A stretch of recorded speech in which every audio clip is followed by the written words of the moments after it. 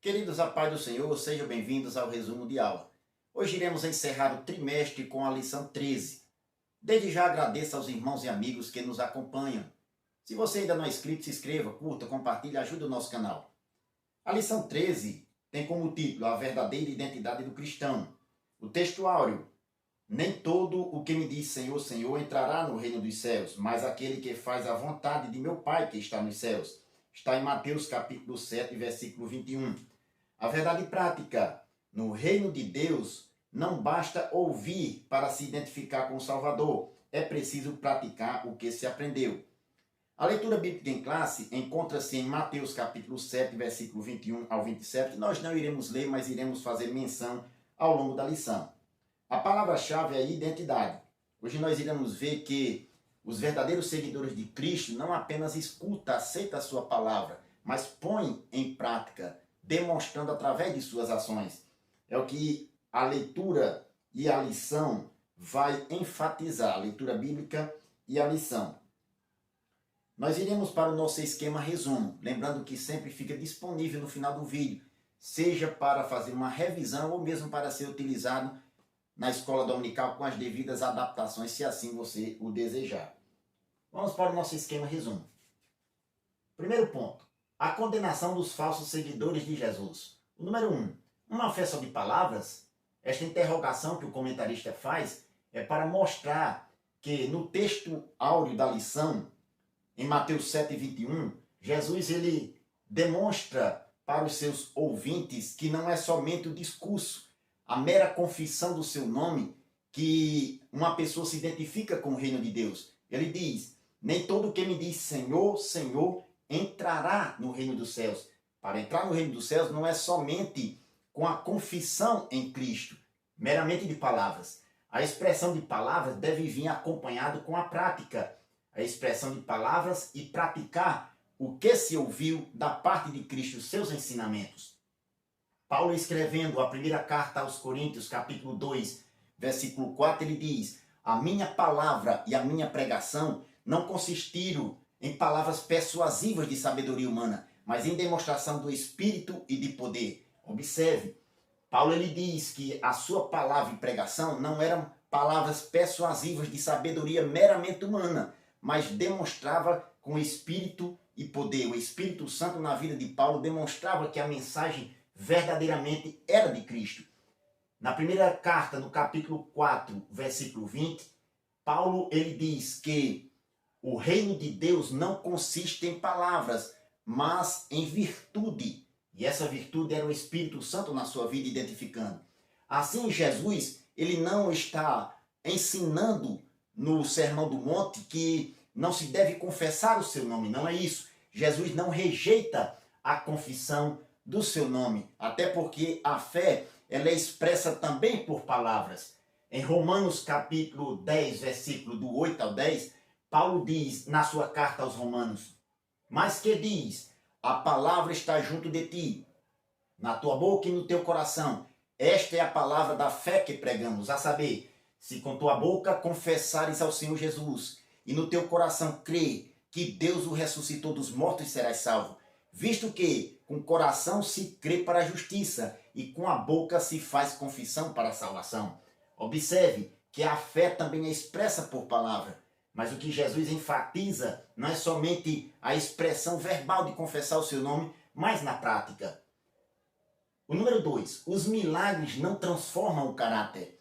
No mesmo texto, Jesus diz: muitos me dirão naquele dia, Senhor, Senhor, não profetizamos nós em teu nome? Em teu nome não expulsamos demônios? E em teu nome não fizemos muitas maravilhas? Observe que Jesus demonstra que muitos que confessam o seu nome também realizarão milagres. Ele mostra isso para demonstrar que a pregação em milagres não provam o caráter do verdadeiro seguidor de Jesus. É o que diz em Mateus 7, 22 e 23. O verso 23 diz: e então lhes direi abertamente, nunca vos conheci, apartai-vos de mim, vós que praticais a iniquidade. Ouvir a palavra, confessar o nome do Senhor, mas praticar o pecado, é o que Jesus está mostrando aqui no seu discurso. Pregação e milagre não provam o caráter do verdadeiro seguidor de Jesus. O caráter é demonstrado pelo fruto do Espírito. Lá em Gálatas capítulo 5, versículo 22, Paulo diz na carta aos Gálatas: mas o fruto do Espírito é amor, gozo, paz, longanimidade, benignidade, bondade, fé, mansidão, temperança. Contra estas coisas não há lei. Eu acrescentei aqui um subsídio sobre o dom e o fruto do Espírito. Gostaria de lhe chamar a atenção porque nesta parte do texto Jesus enfatiza que muitos dirão naquele dia, confessando o seu nome, que fez milagres, mas a sua prática era de pecado. O dom do Espírito Santo é um presente de Deus para a igreja. É o que se interpreta pela palavra, pelo termo de dom. Dom é de Deus para a igreja. Já o fruto do Espírito, o Espírito Santo que habita no crente, ele ajuda o crente no seu caráter a ser transformado, e esse fruto, ele é produzido para Deus. O fruto é o crente que demonstra para Deus, ou o crente com caráter transformado, dar para Deus o fruto, as qualidades do seu caráter transformado pelo Espírito Santo. O dom é de Deus para a igreja, e o portador do dom é qualquer pessoa. Deus usa quem ele quer, mas o fruto é do crente para Deus. É como se fosse de Deus para a igreja, de cima para baixo vem o dom. E de baixo para cima o fruto é produzido pelo crente, com a ajuda do Espírito Santo. As características ou as qualidades do Espírito Santo, o fruto é produzido no crente pela transformação do seu caráter. O dom de Deus para a igreja, o fruto do crente para Deus. O número 3, fazendo a vontade do Pai. Fazer a vontade do Pai, assim, o discípulo vive em obediência a Deus, fazendo a sua vontade. É o que Cristo demonstra em Mateus 7:21. Mas aquele que faz a vontade de meu Pai que está no céu. Em Mateus capítulo 6, versículo 10, é o que Jesus ensina aos seus discípulos na oração do Pai Nosso. Venha o teu reino, seja feita a tua vontade. Fazer a vontade de Deus é andar em obediência à sua palavra. E o maior exemplo, modelo de obediência é o Senhor Jesus. Em Filipenses capítulo 2, versículo 8, Paulo diz que ele foi obediente até a morte e morte de cruz. Fazer a vontade de Deus é andar em obediência à sua palavra, seguindo o modelo de Cristo, o exemplo do próprio Senhor, que foi o maior exemplo de obediência. Louvado seja Deus. O segundo ponto, em quem estamos alicerçados? O número 1, o alicerce começa pelo ouvir. Em Mateus 7:24, logo no final do discurso do Sermão do Monte, Jesus diz: quem ouve as minhas palavras. Observe a expressão minhas palavras, dando a ideia de posse. Então, nós podemos compreender que ouvir a palavra é o começo de nós obedecermos aos ensinos de Cristo. Em João capítulo 6, versículo 63, Jesus ele diz: o Espírito é o que vivifica, a carne para nada aproveita. As palavras que eu vos disse são Espírito e vida. As palavras do Senhor é Espírito, porque vem através do Espírito Santo.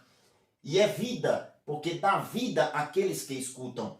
No verso 67, muitos dos discípulos de Jesus que ouviram esse discurso se retiraram. Aí Jesus pergunta aos 12, quereis vós também retirar-vos? Aí no verso 68, Pedro responde, Senhor, para quem iremos nós? Tu tens as palavras de vida eterna. E nós temos crido e conhecido que tu és o Cristo, o Filho de Deus. Observe, tu tens as palavras de vida eterna. Não é qualquer palavra. A palavra do Senhor é vida eterna.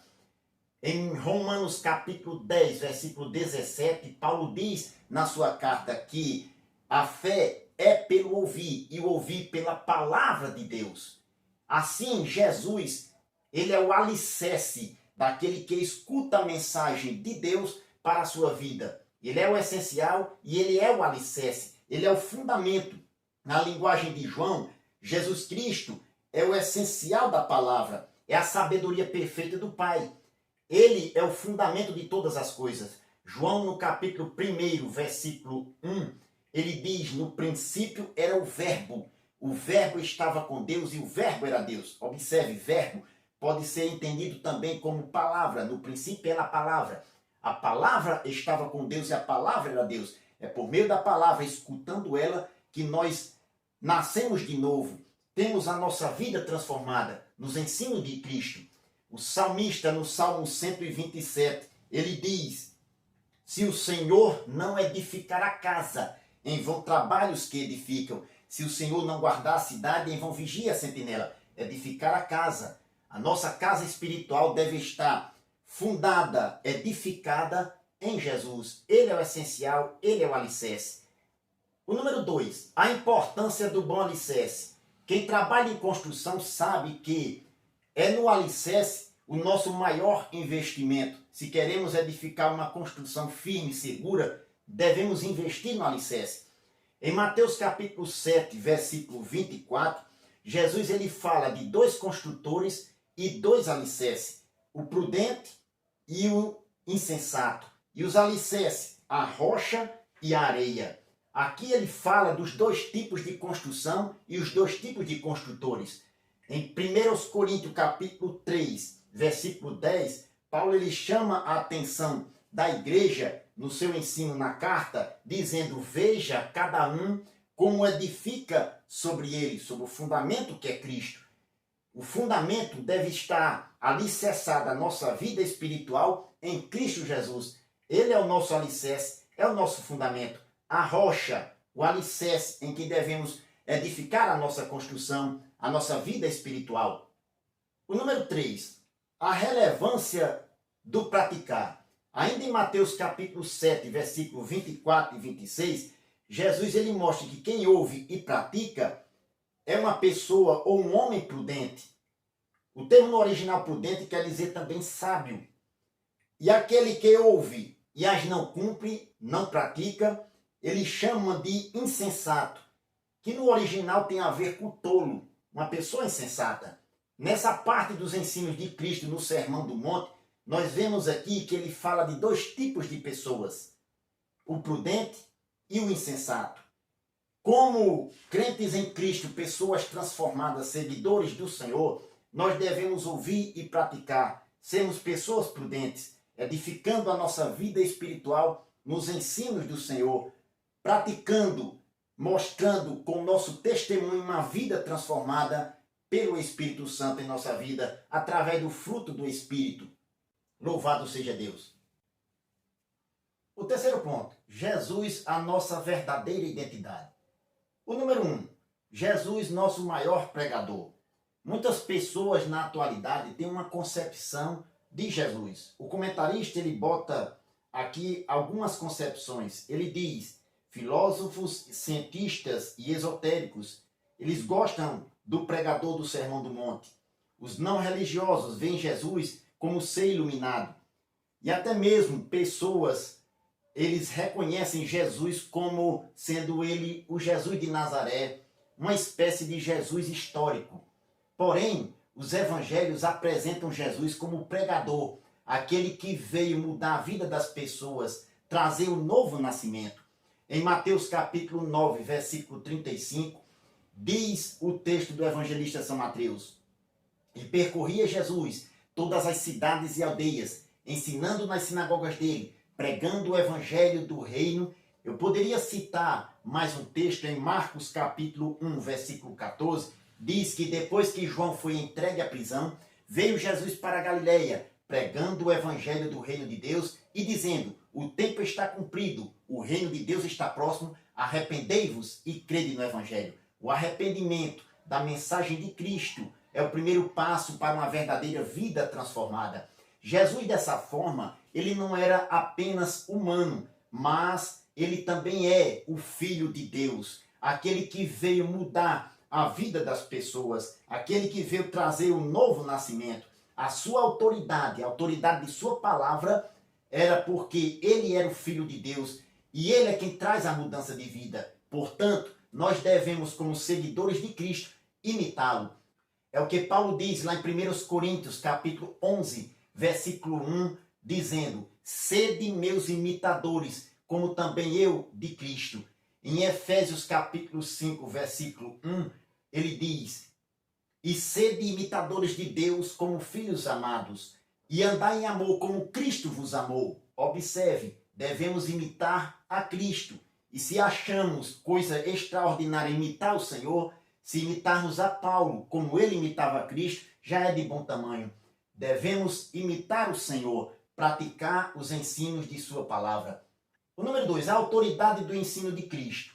O ensino de Jesus não era meramente humano, como nós falamos. A sua autoridade, a autoridade do seu ensino, é porque Jesus ele é divino e poderoso.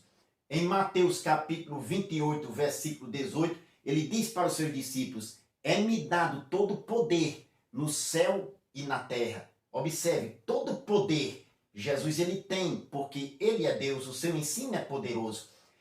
Em João capítulo 7, versículo 16, Jesus disse: a minha doutrina não é minha, mas daquele que me enviou. Se alguém quiser fazer a vontade dele, pela mesma doutrina conhecerá se ela é de Deus ou se eu falo de mim mesmo. A doutrina, a palavra de Cristo, era do Pai, porque ele e o Pai eram um.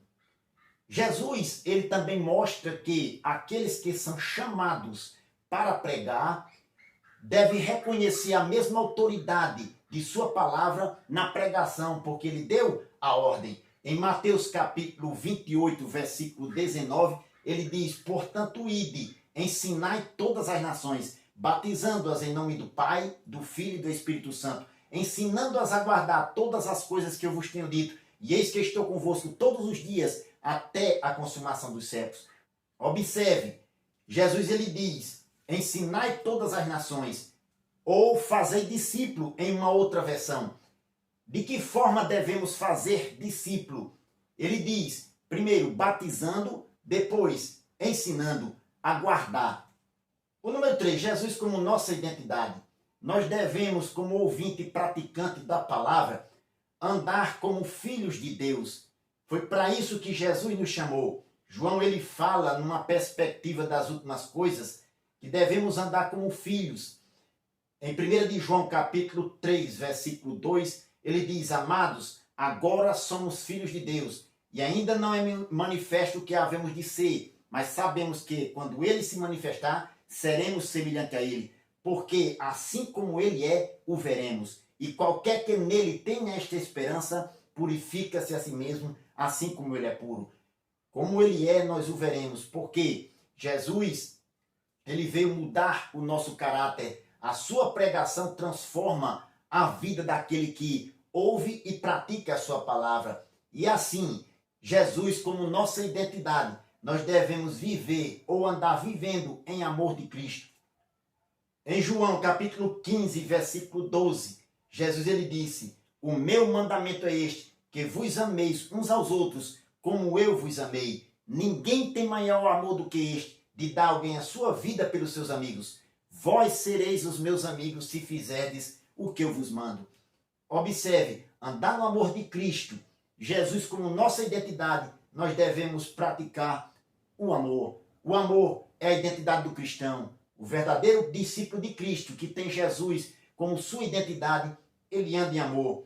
Ele vive em amor, orando, jejuando, ofertando de maneira sincera. Jesus é a nossa identidade. Louvado seja Deus.